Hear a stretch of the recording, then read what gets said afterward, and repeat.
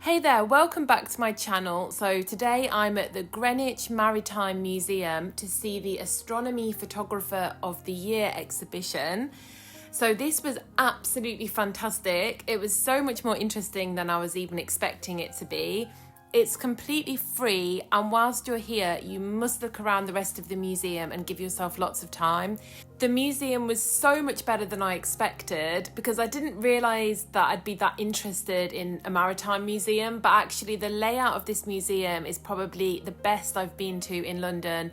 There was so many interactive things to help you learn and get interested in what you were seeing. Highly recommend it. I'm going to come back, film more of it and share it with you as well. So onto the astronomy exhibition. It's completely free, as is the museum, and all the photos were displayed on these light boxes, which did make it very difficult to film, but they did look fantastic. I especially loved the Northern Lights images because it's something that's really high up on my own bucket list. I really loved this white one that looked like a horse and this green one that looked like a ghost. This is another thing that I've been desperate to see for a long time. This one was shot in the Maldives in February 2023. The glow is actually caused by tiny marine creatures called bioluminescent plankton. When the plankton are disturbed by waves, they emit a dazzling light, and it's their way actually of defending themselves against predators. I also loved this photo with the two lines coming down over the city, and this is actually the trajectory of Venus and Jupiter. On this particular day, the trajectories of Venus and Jupiter were particularly close, and the photographer used the stack technique to frame the trajectories of the planets with the skyscrapers. Another of my favourites was this photo with all the lines across the background, and this image is basically tracking all the satellites that were captured during 1 hour in a time-lapse series. It really captures the sheer scale of satellite technology infrastructure, which is used by scientists, governments and corporations to track just about everything these days.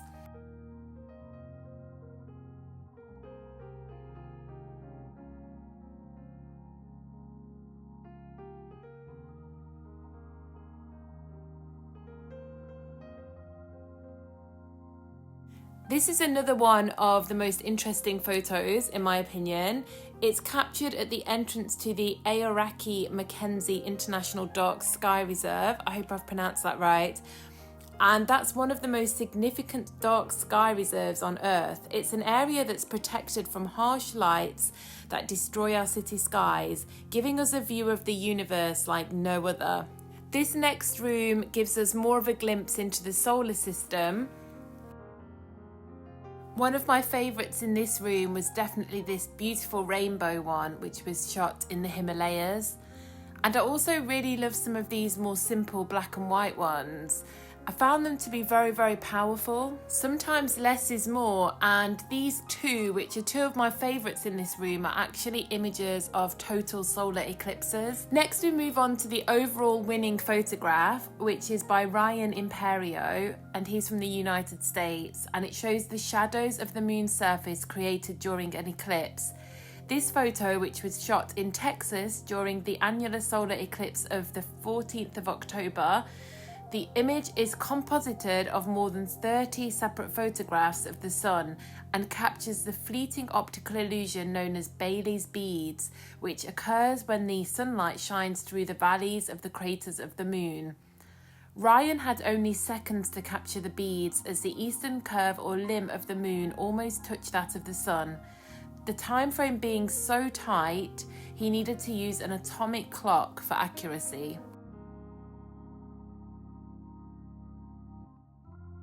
Next we headed into the deep space room, and I really loved this room. I found it very inspirational for my artwork because I love to paint space in the background of a lot of my images, so it was very good for capturing inspiration.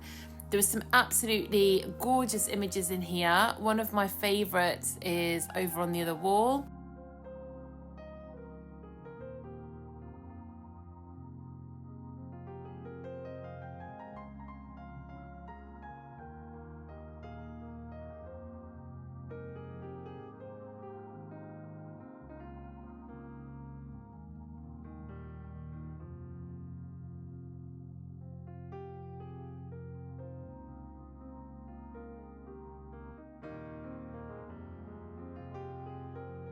these were some of my favorites. I love the bright colors and the pinks.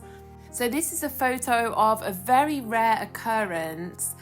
It's an eclipse that was visible for only a few seconds in a narrow strip across Earth. And this event was the occultation of the supergiant star Betelgeuse by asteroid Leona.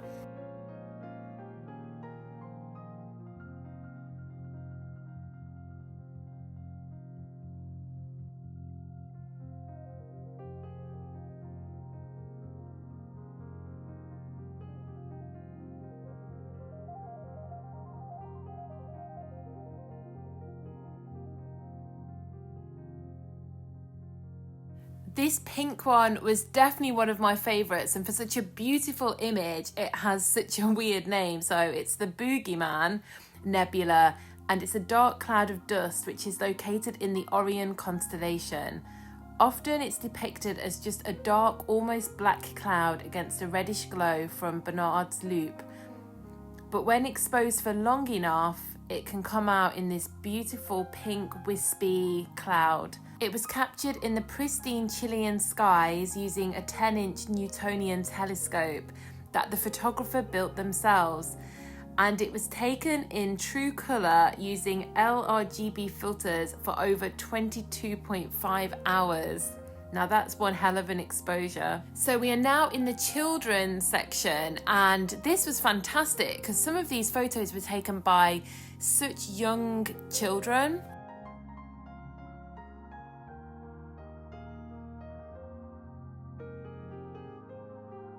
My personal favourite in this room was this photograph here, which is the Whirlpool Galaxy located in the constellation Cans Venatici. I hope I've pronounced that right. The reason I love it though is because it really looks like two energies coming together, and it looks very twin flame-ish to me.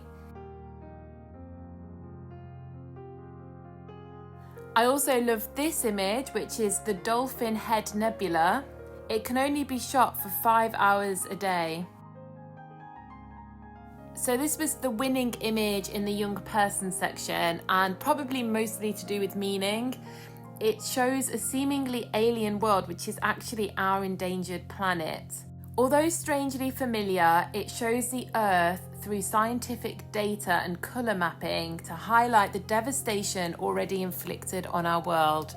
Be sure to come and check this exhibition out while it's still on, and give yourself plenty of time to see the rest of the Maritime Museum if you haven't already. It's definitely worth seeing.